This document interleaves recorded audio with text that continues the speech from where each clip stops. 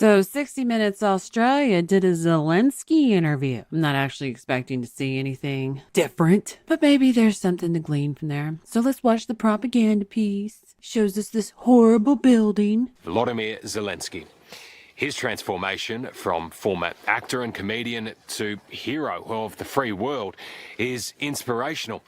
As one observer put it, he's Charlie Chaplin morphed into Winston Churchill.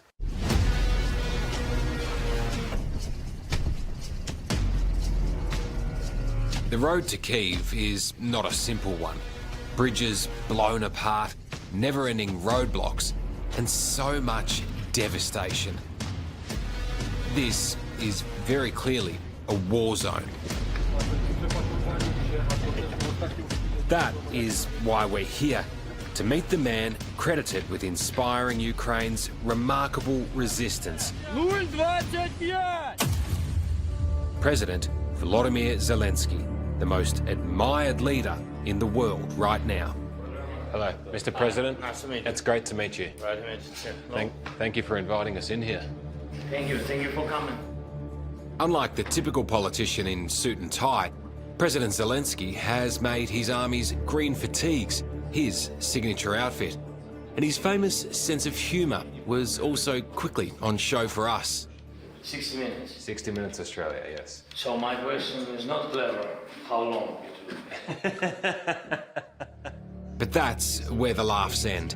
The situation here at Mission Control couldn't be more serious.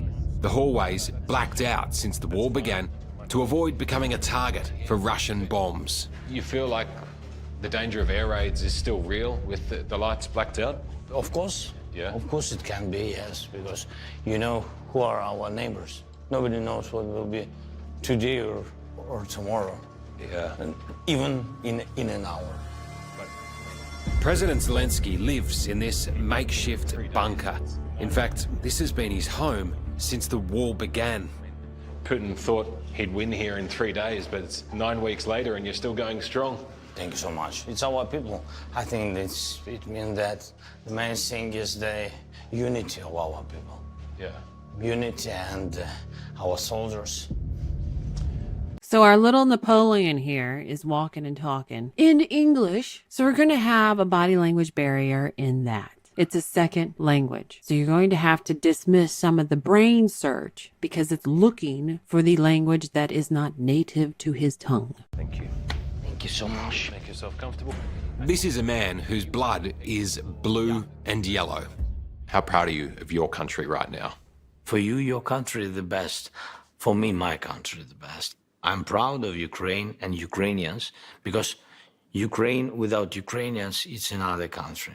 It's all about our people. I'm very proud that I'm Ukrainian, and I'm very proud that the world at least understood that we are strong people and we are always ready. It doesn't matter for us if the enemy is from very big country, So as we get a really good front view of him. He's got his hands in his lap, not quite sure where they're at, but he's got his arms and elbows close to the body. So we're guarded, stressful, which is normal. You know, this is not a typical situation of an interview. Even for the people that do this all the time, there is a little bit of stress. very strong army.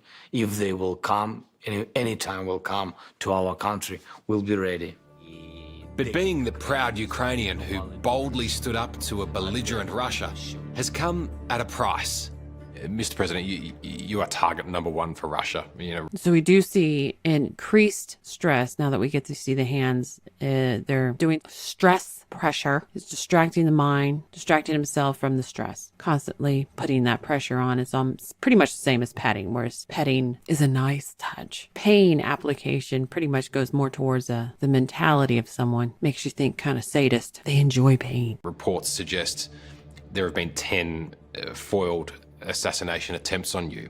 It must be unnerving knowing how much certain. Now we're going to assume that the cutting there was actually true to the words coming out of this man's mouth, and the interpretation in Zelensky's brain happened as we were hearing it. And since we saw no actual look or anywhere to reference, oh yes, that did happen to me, we see him roll back in the head to get away. There's like an untruth there. And people want you dead.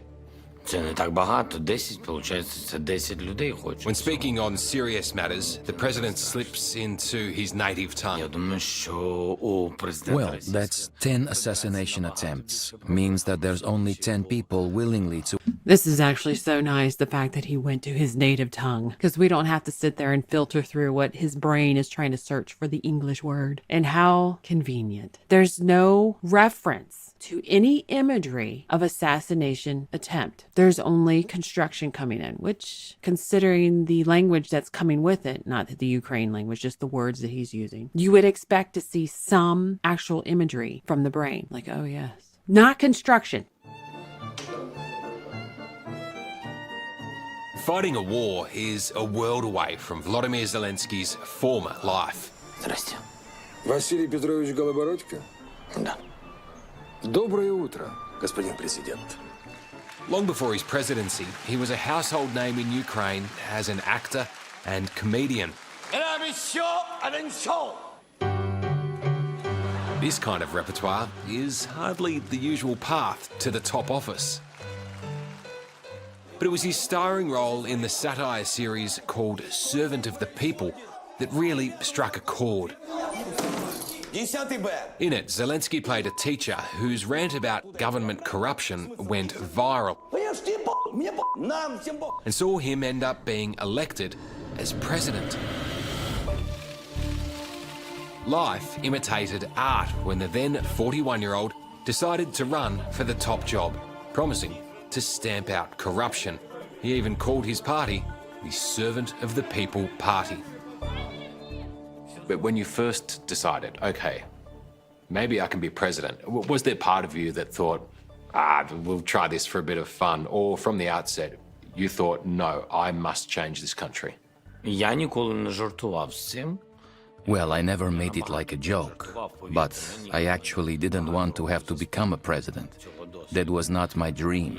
And when a lot of people around me were telling me that you have a chance, so why shouldn't you try? Well, we'll support you. I wasn't taking that seriously, and that was not my desire, not my dream from the early childhood.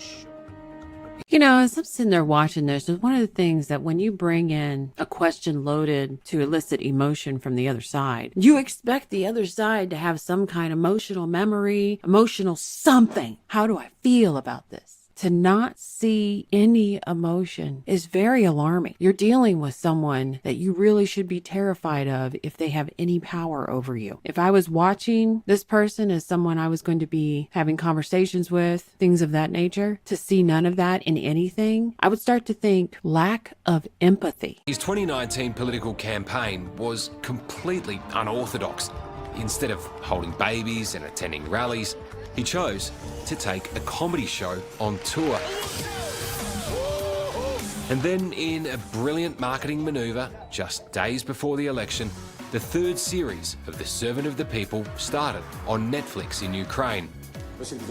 Days later, Zelensky won in a record-breaking landslide. Тож, все вийшло.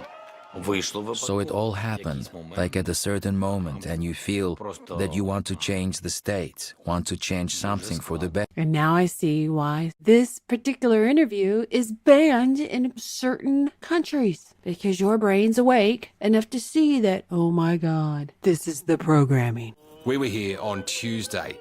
They have to hold simultaneous burials because there are just too many funerals to get through in one day. It means the sound of excavators sometimes drowns out the mourners. One of the funerals was for Dmytro Fedorovsky, who was only 52. His son Roman is still in shock that his dad was executed, shot in the back of the head in his own home. He was the most friendly person. He couldn't hurt a fly. I never expected my father to be murdered. I thought we're living in the century when conflicts are decided peacefully with diplomacy, but not people being shot in the head. So we have someone that's being interviewed, and he can't look up to the interviewer. Very submissive posture, lower rank. Doesn't really jive with the whole mourning thing. Of course, we don't really know how long it's been or how many, when they found out and the process, because the brain will move forward from the onset. And so by the time you get to this point, it's kind of like, okay, well, where are you in your acceptance of this death? It doesn't seem normal to be so submissive to an interviewer the way he's, doing it. I would sit there and expect, depression. We should see some signs of depression. We don't really see that, which is why we can't really say when, how long he's known, or any of this stuff. We do see submission to a stranger doing an interview who's not even native to your land, which is not normal. The president, like so many of his countrymen and women, agonises daily about his own family, his wife, high school sweetheart Elena, and their two children, 17-year-old Alexandra and 9-year-old son Kirillo. They have fled Kyiv and are now in hiding. You're number one on Russia's hit list, but I think your family is number two. How worried are you about their safety? Yes, we do understand that. And we receive some information with regards to the threats. This is my family, and I believe that that's my weak spot. And that's why there is special security measures provided for them because of the war.